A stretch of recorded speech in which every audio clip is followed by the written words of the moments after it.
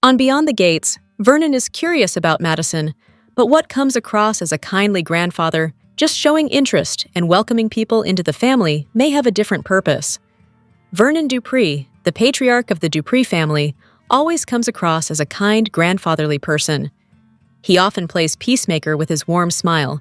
But is there more to his meeting with Madison and Chelsea? Vernon stated that the Dupree family is close, tight, and always circles the wagons at the first sign of trouble. This is true, and it's not just about showing that they are a close-knit family. This is also born out of necessity, as they have more than a few skeletons in their closet, skeletons that they would prefer the world not see. In the past, they had Bill Hamilton to smooth things over and make things go away when needed. But now that ship may have sailed.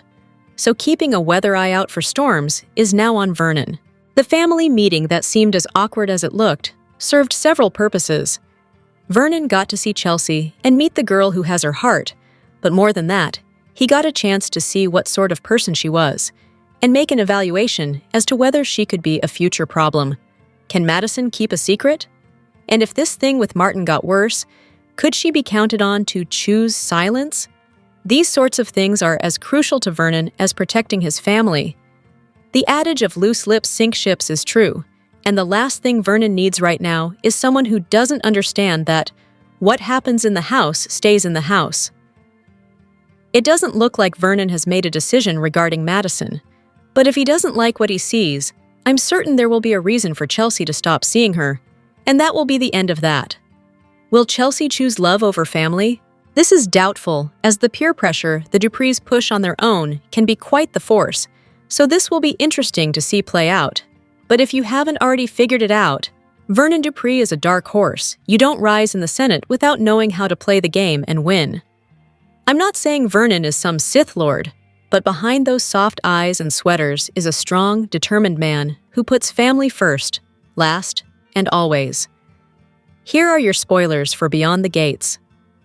On Friday, June 20th, 25.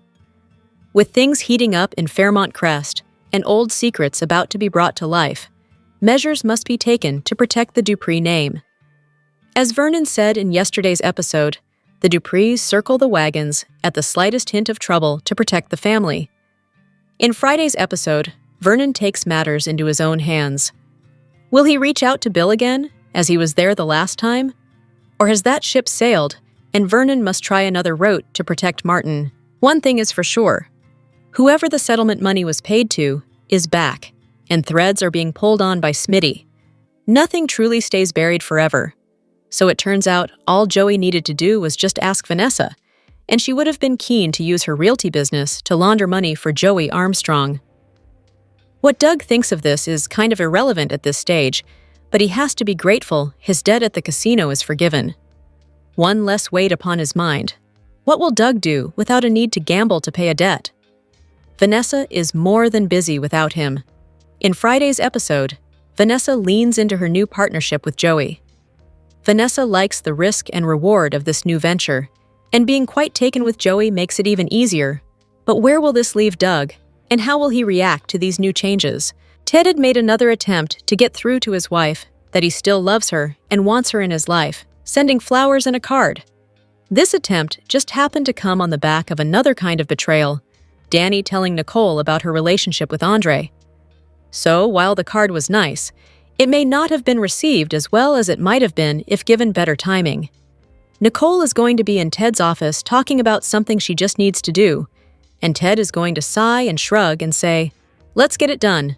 In Friday's episode, Nicole has life-changing news for Ted. Could this really be the end of their marriage? Stay tuned as we head into another big Friday on Beyond the Gates.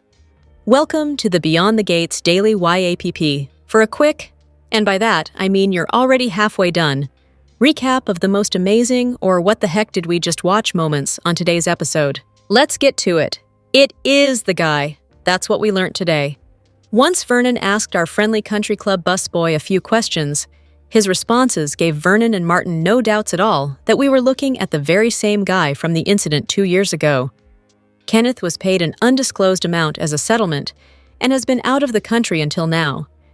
His return has brought back the nightmares and extra details for us, the astute viewer. With a few clicks and some enhancements, it's clear that Martin was joined by Detective Marcel Malone, and now we also know that Chief of Police Elon Hawthorne was also there. Now, neither of those two was in place in an official capacity either. If Elon is involved, then it's a whole lot dirtier, as both of them have ties to Joey and are motivated to keep things under wraps. Smitty is in grave danger if his investigation unearths further corruption. And what of his marriage when he finds out what Martin did that night? With a lot to lose on the line, Smitty is going to find himself in the firing line. Maybe literally, if Joey gets wind of it. Tomorrow, Vernon will take matters into his own hands, and who will be on the other end of the phone line when we hear him say, "He's back!" Bring on another stellar Friday on Beyond the Gates. Want more details? We got you! Soap Central has the best full recaps on the internet. You can even go back over 30 years and read each and every one of them. If you can't wait until the next episode, we have daily spoilers too. And whatever you do this weekend, do not. Seriously, do not forget to read the 2 scoops for some laughs in the as close as we can come to being a watching party without actually being a show. And the best part is, if you agree or disagree, we want to know. As always, share your comments below. Smitty seems to be on a collision course with Martin's secret. In the June 19th episode of Beyond the Gates, Chelsea turned to her dad for legal help involving her new purse line. Jacob tracked down June's things, and she got the picture of those 2 kids back, which is all she wanted. Kat continued to pursue ways to speed up Leslie's DNA test results. Smitty's investigation is getting him closer to potentially finding out Martin's secret. Oh, and Kenneth, that shady busboy haunting and hounding Martin, is getting creepier and bolder by the minute. Vernon needed to assess Kenneth, the busboy, for himself. So, at the country club, he tried to talk to the man. Kenneth wasn't just creepy and shady, he was rude, and on Juneteenth no less. We need to find out about this guy sooner rather than later. Most of all, he stayed mysterious, but Vernon sensed this guy was present at whatever had happened 2 years ago. That night sounds a bit terrifying, considering it's affecting Martin so much. Who did Vernon call at the end of the episode? Our first guess would be Bill, but the guy is laid up recuperating after his mini-stroke. Still, Bill is an essential element of the story since he was, once again, in fixer mode. We now know that Kenneth was probably involved in what happened 2 years ago. Someone else there that night? Jacob's grumpy sometime partner, Marcel Malone. The guy isn't digging how much digging Smitty is doing into his background, and as a result, Smitty is now on his and Chief Elon's radar. Smitty even took a look at Malone's financials, which included sketchy deposits, a house in the Caribbean, and a boat. Before, he was just getting by as a cop. Now he's living his best life, and he's due to retire soon, so he doesn't need anything nefarious popping up and making his life difficult. Were the Duprees the ones responsible for the $500K deposit? Smitty is getting closer and closer to crashing into Martin's secret. Too bad Martin doesn't have the sense to tell his husband now before the truth can do damage to their marriage. Meanwhile, Marcel and Elon are not feeling Smitty, and they might have to do something to throw the investigative reporter off their scent. Because this seems like a cover-up that the police know all about. Furthermore, Smitty is also making dangerous connections between Marcel and Joey Armstrong. Could Joey be involved that night as well? Next on BTG, Vernon takes charge. Vanessa leans into her new partnership. Ted gets shocking news. The Beyond the Gates. What to watch moments for Friday, June 20th, 2025, tease that core characters are making new moves. Vernon wants to take matters into his own hands as Vanessa shifts her focus to a new partnership, no matter the cost. Meanwhile, Nicole shares life-changing news with Ted. Vernon will finally take control of a situation. Martin's secret could get exposed. Meanwhile, Kenny is back in town. Vernon wants to take matters into his own hands because he feels desperate. He wants to help Martin, no matter what it takes. Vernon wants to make sure that Martin's secret stays safe. But will it be possible? What lengths will Vernon go through to keep the truth buried? Will it get him in even more trouble? And what could this mean for Martin's future? Vernon isn't the only one who's making new moves. Vanessa wants to focus on her new partnership with Joey. However, this could be more than she bargained for. Joey is the last person she should associate with. He could also have a dark past. Should Vanessa really get into business with him? Nicole has life-changing news for Ted. She's been considering selling their home since it has too many memories, many of which are now painful. Ted's past finally came to light. Needless to say, Nicole has gone through a lot lately. She learned that Eva plotted against their family with Leslie. Then, Danny dropped another bombshell. She's been sleeping with Nicole's nephew. Nicole doesn't know whom to trust these days. What news will she share with Ted? Does she want a divorce? Ted's been trying to make their marriage work, but it hasn't been helping. Nicole could blindside him with divorce papers. It's obvious all these characters will be making new moves in Friday's episode. Here's what went down Wednesday, June 18th, 2025, on Beyond the Gates. When Madison faced multiple Duprees for the first time, Derek made his break with Ashley permanent, and June brought a new problem to Naomi. On Beyond the Gates, the Hawthorns woke up together, with Naomi relaying that she had canceled her late client meeting the night before in favor of doing tequila shots with the distraught Ashley. Jacob, already having heard that Ashley had declined Derek's proposal, wondered why Ashley was the one who needed consoling.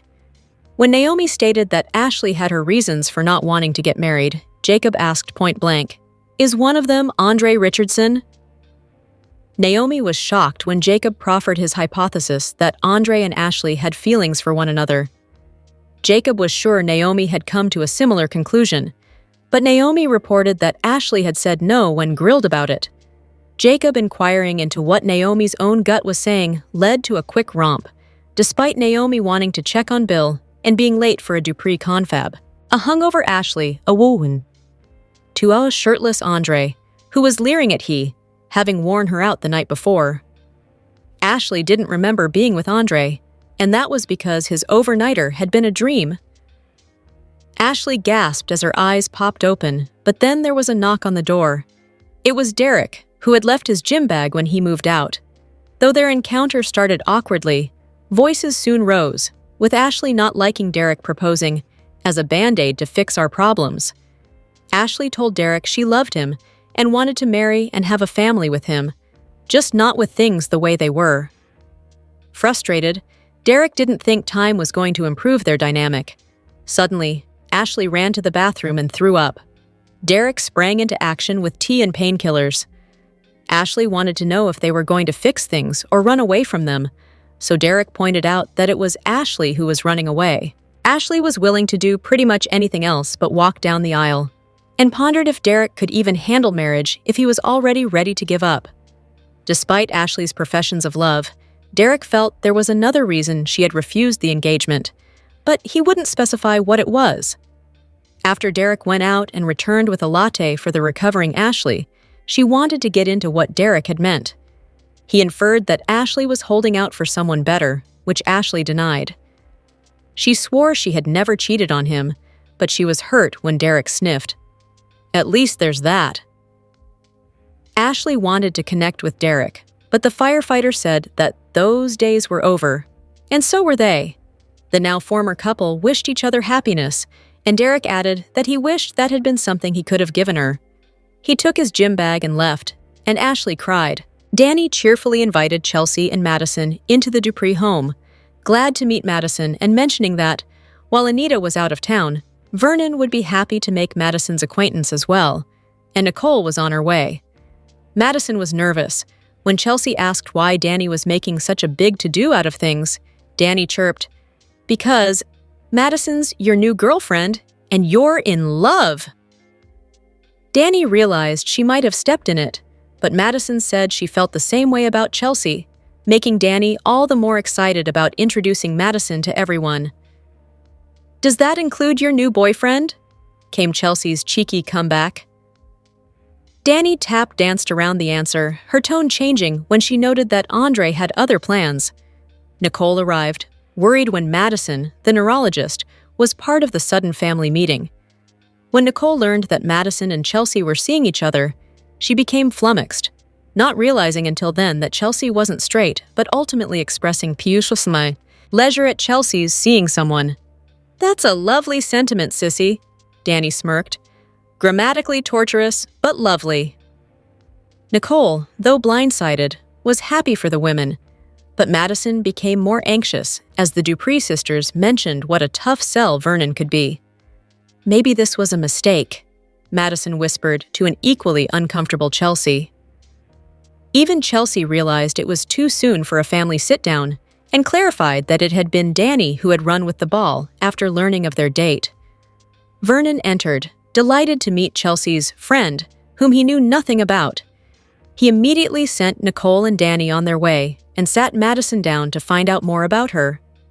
Madison described how she had graduated at the top of her class at Georgetown Prep, studied medicine at Banneker Key Honors College at the University of Maryland, and done her neurology residency at Johns Hopkins. Vernon was not unimpressed. When Madison said that she didn't know much about the Duprees, Vernon proudly labeled his clan as family first. He didn't want to scare Madison. He just wanted to emphasize that they'd do just about anything to protect each other, which Madison found admirable. The former senator shared his feeling that it was awfully soon to bring Madison in for a family get-together. Chelsea swore the meeting had been Danny's idea and sheepishly asked, "Have you ever tried to tell her no?" The exiled Dupree sisters discussed the timing of bombarding Madison with family and the status of Bill's recovery, which Nicole felt Danny knew an awful lot about. When Danny remarked that Bill was still the father of her children, Nicole replied that Bill was low-life scum who done you dirty. Grinning, Danny giggled. "It makes me dance when you speak of Bill with loathing and contempt." Danny hoped Madison would be more careful with Chelsea's heart than Bill and Ted, respectively, had been with hers and Nicole's. When Nicole declared that she was tired of secrets and how much pain Ted could have prevented by not lying to her for nearly 30 years, Danny announced that she needed to confess a secret of her own. She'd been sleeping with Andre for months. "Andre Richardson?" Nicole wanted clarified. Danny's acknowledgement had Nicole fuming. Andre brought Ted a latte and admitted that he'd told Danny about confiding in him about their relationship. With Pamela also in the know, Andre said, Danny was more open to the idea of going public with him. When Andre added that Kat and Chelsea had likely also put two and two together, Ted couldn't imagine what Nicole's reaction was going to be, since Danny was her sister, and Nicole considered Andre one of her children. Andre was quick to affirm that he was only related to the Duprees by marriage. Ted listened as his nephew explained how Danny had concurred that she was afraid Andre was going to hurt her the way Bill had. Andre hoped that Ted's prediction of Nicole being all right with the Andre/Danny pairing, once she got over the shock, would be accurate, since he didn't want to cause Nicole any more strife owing to the circumstances with Ted. Hearing that Ted had only sent Nicole flowers in the ensuing weeks following the revelation of Leslie, and understanding that Ted didn't want to push, Andre advised Ted to keep making efforts with Nicole.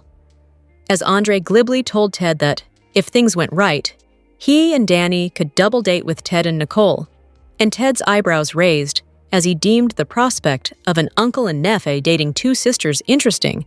Danny pled her case to Nicole, recalling that she had already suspected Danny and Andre of being an item. When Danny stressed that her denial upon being confronted had been a falsehood, Nicole railed about everyone lying to poor, stupid Nicole. Ted had betrayed her, and now Danny was sleeping with his nephew. Why, Nicole bemoaned, could Danny not sleep with someone more age-appropriate, or someone more appropriate, period? Danny begged Nicole to forget she had said anything about her relationship, but Nicole seethed that everyone wanted her to forgive and forget, which was not that easy, and she stormed out. Danny returned to Chelsea, Madison, and Vernon, the latter of whom wondered where Nicole had gone. After Danny made an excuse, Chelsea opined that Vernon thought she and Madison were moving too fast.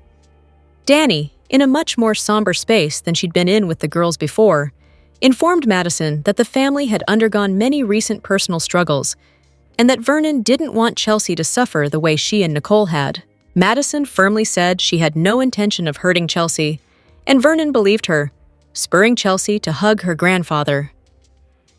Once the women left, Vernon told Danny that he was concerned that Chelsea might be rushing things with Madison as a way of patching her hurt over how Bill had broken up her family.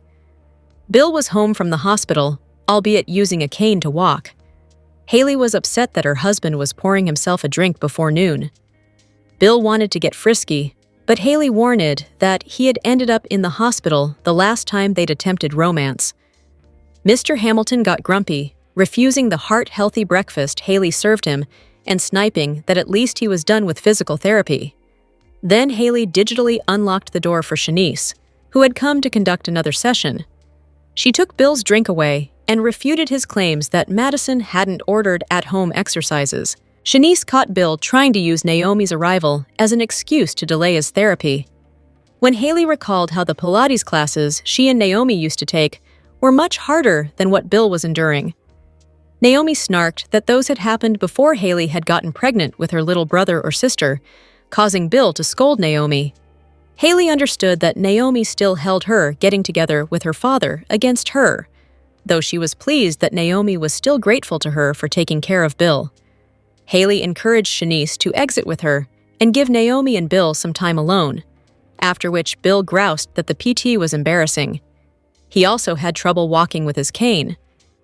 Bill softened and asked if Naomi really needed to be so hard on Haley.